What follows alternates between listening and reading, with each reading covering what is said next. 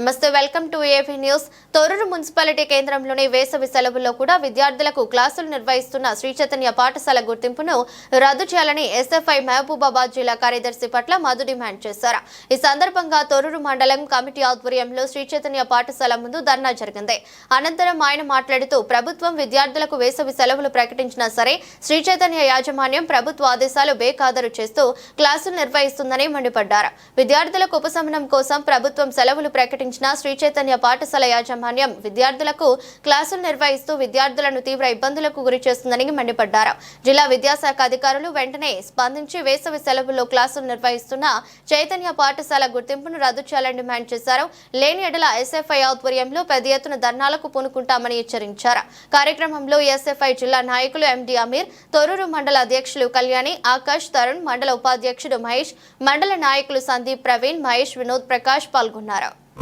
SFI Thorrur మండల committee ఆధ్వర్యంలో Thorrur municipality కేంద్రంలో ఉన్నటువంటి శ్రీ నలంద పాఠశాల ముసుగులో నడుస్తున్న శ్రీ చైతన్య పాఠశాల ముందు ధర్నా నిర్వహించడం జరుగుతుంది.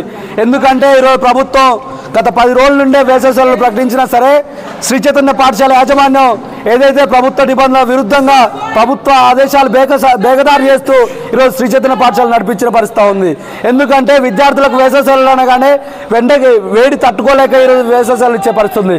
కానీ శ్రీ చైతన్య పాఠశాల యాజమాన్యం గొర్రెల్లాగా వందలాది మంది విద్యార్థుల్ని రూముల్లో తోలి ఫ్యాన్లు సరైన సౌకర్యాలు లేకుండా, వాటర్ ఫెసిలిటీ కల్పించకుండా, ఫ్యాన్ల సౌకర్యాలు లేకుండా ఈరోజు విద్యార్థులందరినీ కూడా ఒక రూమ్లో బంధించినట్టు ఈరోజు పాఠశాల నిర్వహిస్తూ ఉంది.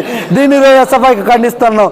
ఎందుకంటే శ్రీ చైతన్య పాఠశాల అంటేనే ఈరోజు ఏదైతే తెలంగాణ ప్రభుత్వం ఆదేశాలు బేఖదారు చేయకుండా నిర్వహించే ప్రభుత్వం ఏదైతే నిర్వహించే పాఠశాలలాగా ఈరోజు శ్రీ చైతన్య పాఠశాల ఉంది. కాబట్టి మేము వెంటనే డిమాండ్ చేస్తూ ఉన్నాం. ఏదైతే జిల్లా విద్యాశాఖ అధికారులు, జిల్లా కలెక్టర్ గారు ఎవరైతే ఉన్నారో ఈ పాఠశాల గుర్తింపును వెంటనే రద్దు చేయాలి. ఈ రద్దు చేయకపోతే రేపు భవిష్యత్తులో ఎస్ఎఫ్ఐ ఆధ్వర్యంలో పెద్ద ఎత్తున ఉద్యమించి ఏదైతే శ్రీ చైతన్య పాఠశాలలు ఇష్టారీతిగా వ్యవహరిస్తున్నాయో అని చెప్పేసి ఈ సందర్భంగా హెచ్చరిస్తున్నాం. రేపు కనుక ఈ పాఠశాల ఇలాగే నిర్వహిస్తే ఈరోజు 10 మంది వచ్చాం, 15 మంది వచ్చాం, కానీ రేపు వందలాది మంది విద్యార్థులతోటి శ్రీ చైతన్య ఏదైతే బిల్డింగ్ ఏదైతే ఉందో ఈ బిల్డింగ్ ధ్వంసం చేయడానికి కూడా మేము పూనుకుంటామని చెప్పేసి హెచ్చరిస్తూ పట్ల మధు, ఎస్ఎఫ్ఐ మహబూబాబాద్ జిల్లా కార్యదర్శి.